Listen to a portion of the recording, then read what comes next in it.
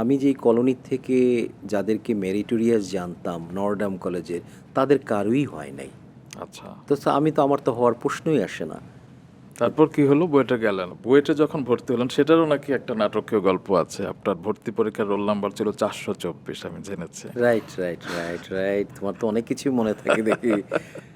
এটা একটা আমার জীবনের একটা আরেকটা কি বলবো, অভাবনীয় একটা ঘটনা।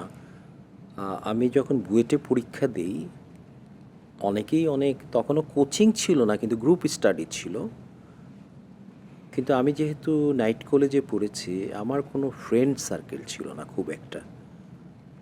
তো যতটুকু প্রস্তুতি নেওয়া, আমি সেটা নিয়ে পরীক্ষা দিই। পরীক্ষার হল থেকে বের হওয়ার পর বুয়েটে 60টা প্রশ্ন থাকে, 20টা 3টা সাবজেক্টে। আমি পরীক্ষার হলে গুণে দেখেছি আমার 20টার মতন আমি অ্যান্সার ঠিক করেছি, আর বাকি কিছুই হতে পারে, ঠিক হতে পারে। বের হওয়ার পর শুনলাম কেউ 40টা কারেক্ট হয়েছে, কেউ বলতেছে 30টা হয়েছে। আমি তখন ভাবলাম বুয়েটে আর হবে না আমার, রেজাল্টও আমি দেখতে যাইনি। তা আমি মেডিকেলের জন্য চিন্তা ভাবনা করছিলাম, পাশাপাশি আমি কি বলবো ফার্মাসিতে ভর্তি হওয়ার জন্য ঢাকা ইউনিভার্সিটি। ঢাকা ইউনিভার্সিটিতে কার্জন হলে আসি। একটু আর্লি চলে আসি, আমব্রেলার নিচে যেই জায়গায় থাকে ভলেন্টিয়াররা, তাদেরকে বললাম ফর্ম কিনতে আসছি। বলে যে এখন তো বিক্রি করবে না, 10টার সময়। তখন হয়তো 8টা বাজে। আমি কেন জানি তখন ঢাকা ইউনিভার্সিটি কিন্তু কার্জন হল বুয়েটের খুব কাছে। আমি যখন পরীক্ষার সময় যাই বুয়েটে, তখন দেখেছি সেটা 77-এ যখন এশিয়ান কাপ হয়, ফুটবল কাপ, জি। তখন জাপানিজ, চাইনিজ এরা কিন্তু এখানে প্র্যাকটিস করতো বুয়েটের বুয়েটের মাঠে। মাঠে।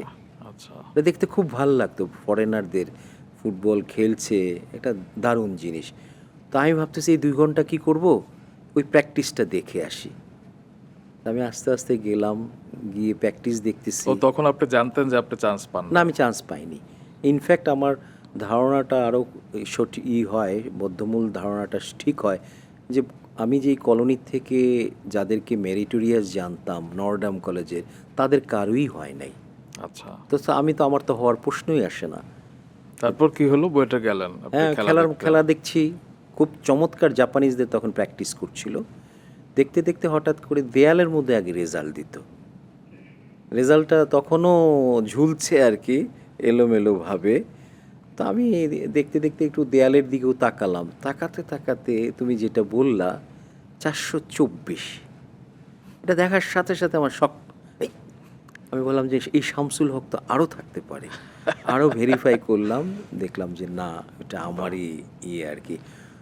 সো এই যে বুয়েটে ভর্তি হওয়া কাকতালীয়ভাবে আসলাম ঢাকা ইউনিভার্সিটিতে, আর্লি চলে আসলাম, একটা ফুটবল খেলার প্র্যাকটিস দেখতে এসে দেয়ালের মধ্যে এত রোল নাম্বার ছিল, কিন্তু আমারটাই আমি দেখতে পেলাম।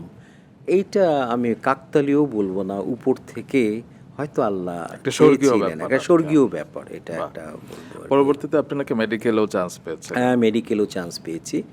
বাহ। আমার ওখানে তো আর যাওয়া হয়নি, আমার বুয়েটেরই যাওয়ার একটা স্বপ্ন ছিল।